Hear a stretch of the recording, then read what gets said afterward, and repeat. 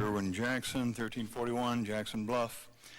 At last night's Village Square debate, it was almost comical to watch Scott Maddox trying to explain how a city employee who cannot investigate the city commissioners without the approval of her boss, Lou Shelley, and who has no enforcement authority, is the best method to expose self-serving actions by city commissioners.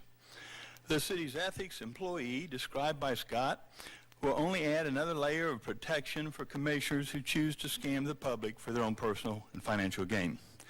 Nobody believes that this ethics officer would have investigated John Mark's wife using city credit cards for her personal expenditures.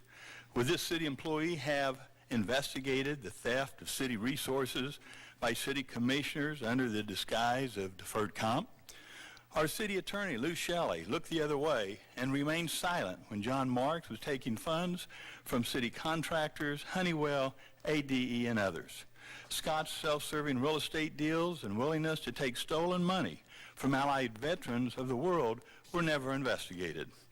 I was glad to read in the Tallahassee reports that Mayor-elect Andrew Gillum supports an independent ethics officer.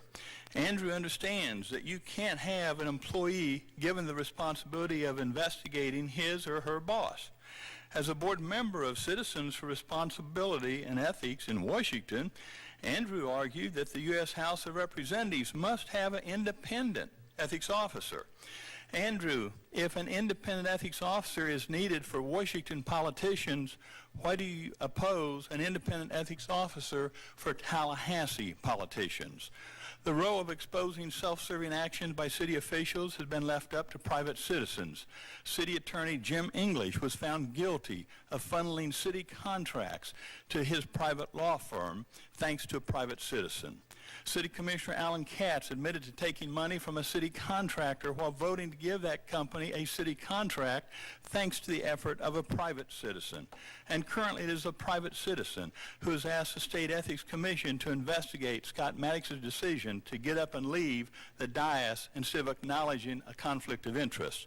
The need for an independent ethics officer who can operate without the fear of being fired has long been documented. The independent ethics officer must be held accountable to an independent citizens panel and not the potential subjects of the investigation.